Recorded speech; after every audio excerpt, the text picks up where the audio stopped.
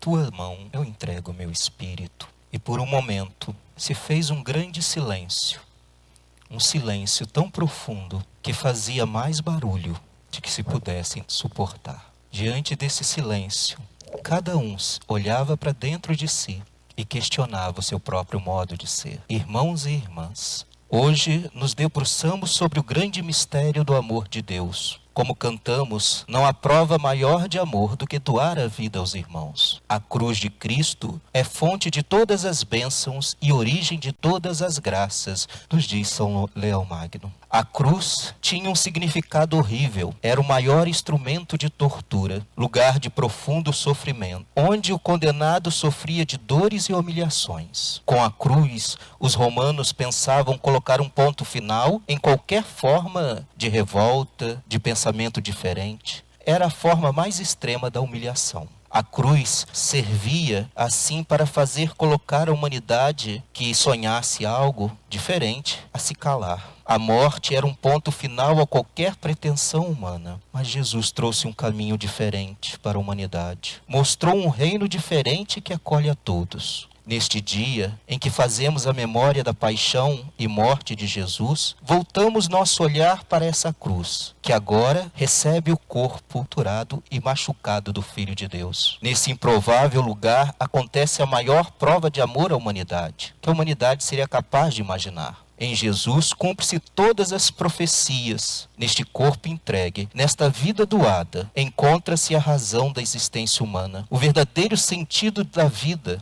Como muito se diz, quem não vive para servir, não serve para viver. A morte de Jesus não é um fruto do acaso, mas resultado de seu amor, sem limites por cada um de nós. A Sexta-feira Santa não é o dia do desespero, mas da gratidão. Tudo está consumado, obediente ao Pai até o fim. Na fonte de amor e de vida, aquela cruz torna-se trono onde o Filho de Deus reina para o mundo inteiro. Não há mais medo, não há mais sofrimento. Na cruz em que os romanos botavam um ponto final, Deus colocou um ponto inicial. Nela o Cordeiro de Deus foi imolado para nos libertar das garras do pecado. Seu madeiro seco transformou-se em árvore da vida, que nos dá o fruto. Jesus pregado na cruz é uma mensagem de Deus para nós. Diante da cruz devem calar toda a nossa arrogância, todo o nosso egoísmo, toda a nossa pretensão de poder. Diante da cruz é preciso arrependimento. Nosso mundo tem conhecido o sofrimento de uma busca sem sentido, de um correr e uma pressa de chegar sem se saber aonde se quer chegar. Precisamos meditar por um momento as palavras do Papa Francisco, que diz: na nossa avidez de lucro, deixamo-nos absorver pelas coisas e transtornar pela pressa. Não nos detivemos perante os teus apelos, não despertamos face à guerra e injustiças planetárias. Não ouvimos o grito dos pobres e do nosso planeta, gravemente enfermo. Avançamos desmedidos, pensando que continuaríamos sempre saudáveis no mundo doente.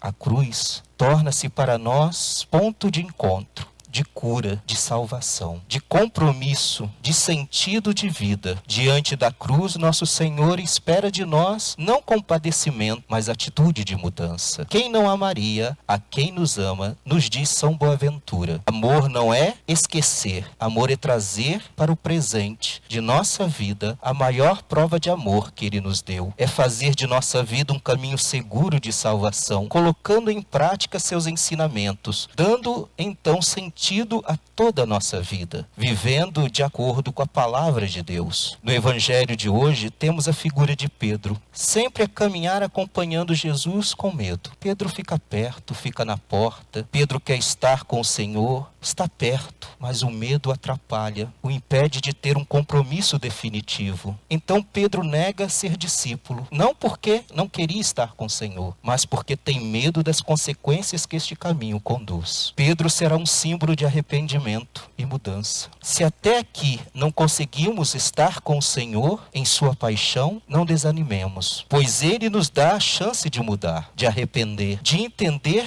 que a cruz também faz parte do caminho da salvação. Entender a realidade, fiéis ao compromisso de vida que Jesus nos trouxe, será sempre um desafio para todos nós, para cada um. Por isso, na vitória de Cristo, encontra-se caminho da vitória da humanidade. A humanidade não precisa caminhar para o vazio. Há um caminho diferente, mas é preciso olhar para a cruz. Aqui podemos entender o que diz Santo Agostinho. Observa a glória da cruz. Para terminar, é preciso ressaltar um detalhe do Evangelho narrado por João. O texto começa e termina no jardim, nos lembrando do livro do Gênesis, o jardim do Éden. Se tudo começa no jardim, através da cruz de Cristo, novo Adão, voltamos ao jardim com Cristo. Tudo começa num paraíso e tudo pode terminar num paraíso, se soubermos assumir o compromisso que nos vem desta cruz gloriosa. O Rei que nasceu no estábulo, coroado com espinhos, tem na cruz o seu trono. É olhando a cruz de Cristo, é contemplando esse mistério de salvação, é tendo a certeza que este Deus não nos abandona, que somos convidados a mudar os nossos passos e a perceber que a nossa vida tem um sentido, a nossa vida tem uma direção.